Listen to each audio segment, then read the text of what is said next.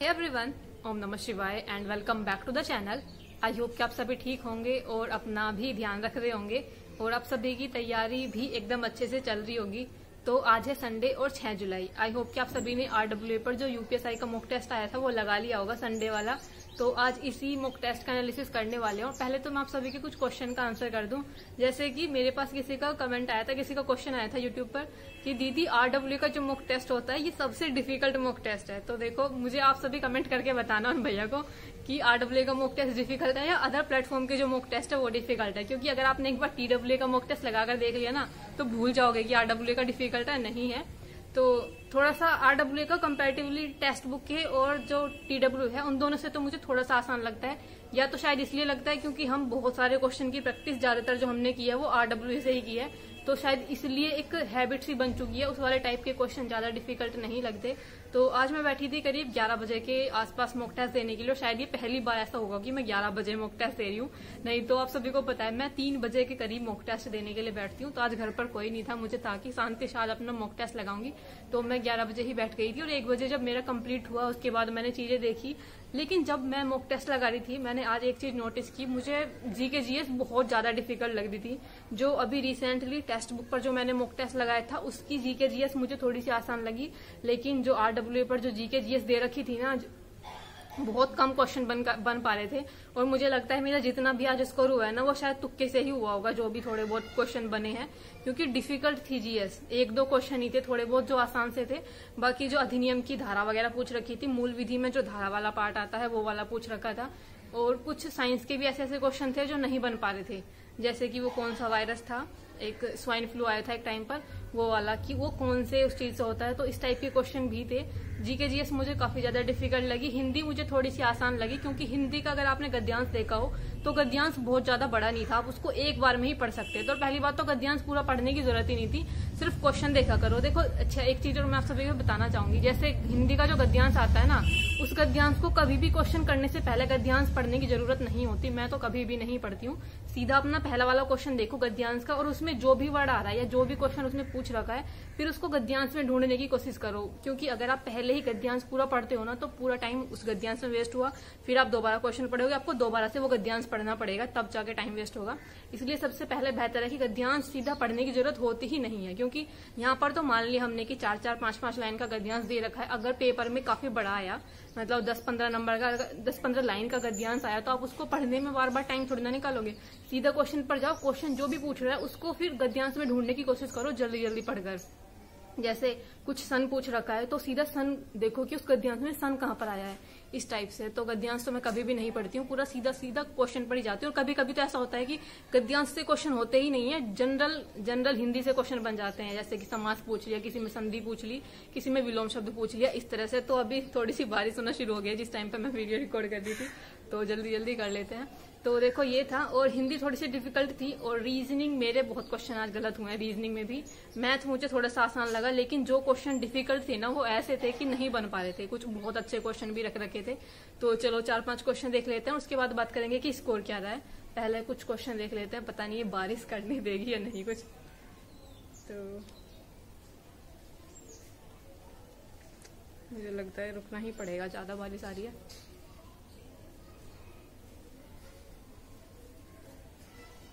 देख लेते हैं कुछ क्वेश्चन जो सारे गलत हुए हैं वही क्वेश्चन मैंने रखे हैं, जो क्वेश्चन सही नहीं थे वो नहीं रखे, जो क्वेश्चन गलत हुए वही रखे हैं। हिंदी में क्वेश्चन था कि शुद्ध वर्तनी वाला सब पूछा हुआ था, और वाल्मीकि की शुद्ध वर्तनी पूछी हुई थी। इतना क्वेश्चन है ये, मैंने इतनी बार देखा है, पर फिर भी मुझसे यहाँ पर गलती हो गई।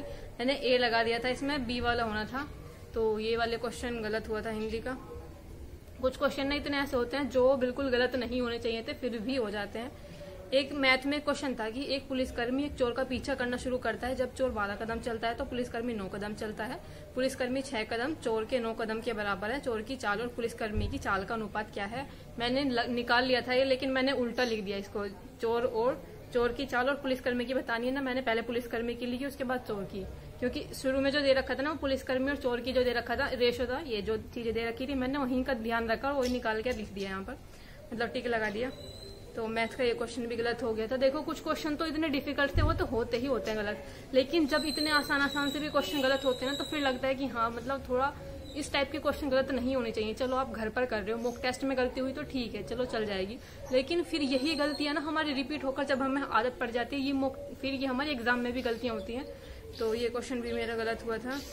उसके बाद एक क्वेश्चन था जो रीजनिंग में ना बहुत ही अटपटा क्वेश्चन था, इसका जवाब कोई नहीं दे सकता मुझे लगता है। एक क्वेश्चन था कि निम्नलिखित प्रश्नों में कुछ कथन दिए गए हैं और इन कथनों के बाद 2 निष्कर्ष दिए गए हैं। तो ये पूरा इतनी बड़ी लंबी चौड़ी इसमें कहानी लिख रखी थी, लेकिन इसमें क्वेश्चन ही गायब था, क्योंकि इसमें क्या बताना था, क्या क्या चीजें थी या किस टाइप का क्वेश्चन था, कुछ समझ में नहीं आ रहा था, कुछ लिख ही नहीं रखा था।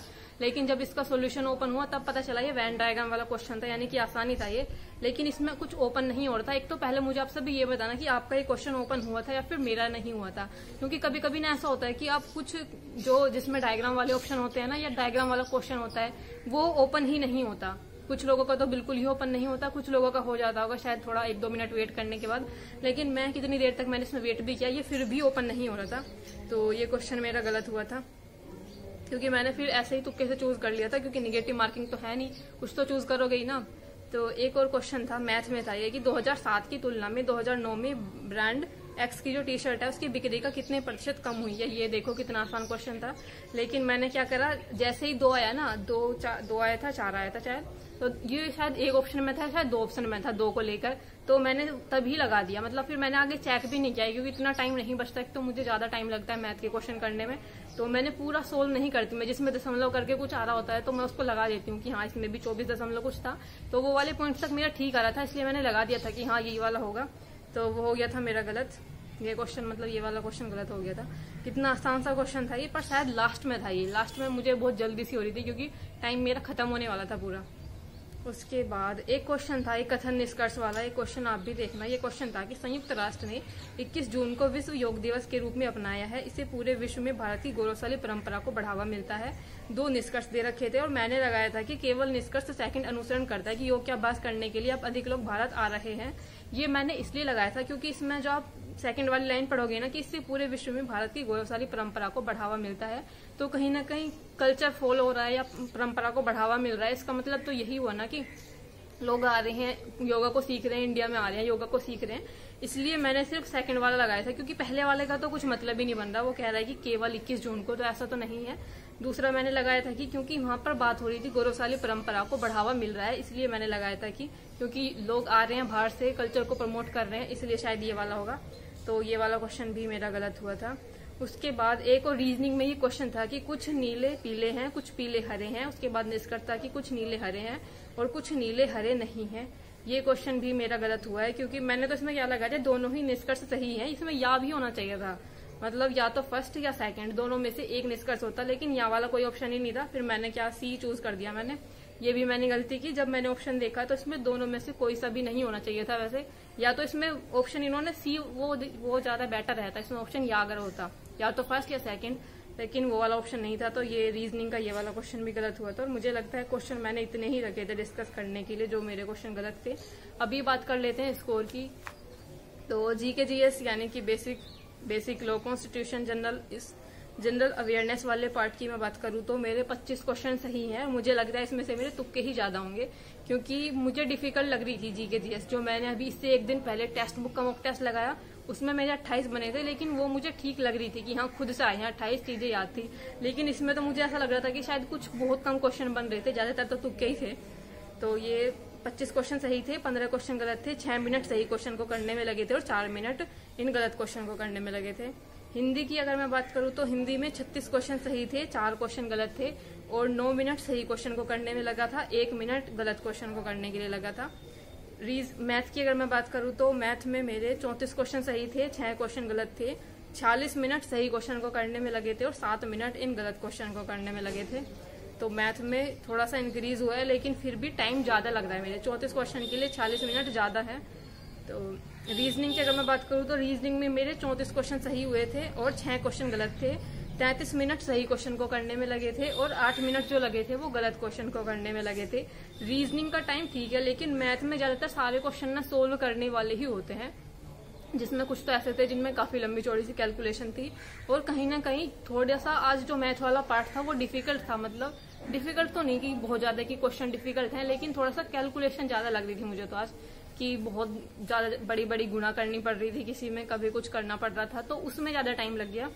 तो रीजनिंग का भी मैंने बता दिया, यही थे 4 पार्ट जिसमें मुझे बताना था स्कोर। और अब बात कर लेते हैं ओवरऑल स्कोर क्या रहा था। ओवरऑल का जो स्कोर रहा था वो 322.5 रहा था 400 में से, यानी कि। और जिस टाइम मैंने ये मॉक टेस्ट लगाया था मुझे यकीन नहीं हो रहा, मतलब मैंने 11 बजे के करीब में ये मॉक टेस्ट लगाने के लिए बैठी थी और उस टाइम तक 8000 बच्चों ने मॉक टेस्ट लगा लिया था। तो मेरी जो रैंक रही थी वो 582 रही थी 8448 में से, और परसेंटाइल जो थी 93 थी। 129 क्वेश्चन सही थे, 31 क्वेश्चन गलत थे, 80% एक्यूरेसी थी। तो ये रहा था कुछ स्कोर। और जितने भी लोग बोलते हैं कि जैसे RWA का मॉक टेस्ट ज्यादा डिफिकल्ट है, ऐसा नहीं है। RWA का ज्यादा डिफिकल्ट नहीं है, TWA का सबसे ज्यादा डिफिकल्ट है। और उससे भी डिफिकल्ट मुझे लगता है वो जो आप सभी बताते हो UPSI 100 पर जो आदित्य सर का जो मॉक टेस्ट है वो और भी ज्यादा डिफिकल्ट होगा, लेकिन अभी मैंने वो नहीं लगाया है। कोशिश करती हूँ 1-2 दिन में वो वाला मॉक टेस्ट लगाने की अभी, क्योंकि सबसे बड़ी बात मेरे फोन में ना इतना स्पेस ही नहीं है। तो अगर मैं किसी दूसरे ऐप को डाउनलोड करती हूँ तो मुझे एक हटाना पड़ता है। TWA हो रहा है, टेस्ट बुक है, RWA है और सचिन अकेडमी भी है। ये सारे स्टडी के प्लेटफॉर्म हैं जो मैंने इसमें अपने फोन में कर रखे हैं। तो इसीलिए थोड़ा सा फोन में स्पेस नहीं रह पाता, जिस वजह से मैं वो जो UPSI 100 वाला जो मॉक टेस्ट है वो मैं अभी नहीं लगा पा रही हूँ। कोशिश करती हूँ कि अभी कुछ ट्राई करूंगी 1-2 दिनों में। तो यही रहा था स्कोर, सभी सब्जेक्ट में मैंने बता दिया आपको। ओवरऑल स्कोर भी बता दिया, जहां मेरा यहाँ पर 322 आए हैं वहीं टेक्स्ट बुक पर मेरे 305-310 के करीब ही रहता है। तो यही सब मुझे बताना था। और अपना स्कोर भी प्लीज कमेंट कर देना सभी सब्जेक्ट में अलग अलग। और आपका कोई क्वेश्चन हो तो प्लीज कमेंट कर देना। मिलते हैं नेक्स्ट वीडियो में, तब तक के लिए bye bye, take care and Radhe Radhe.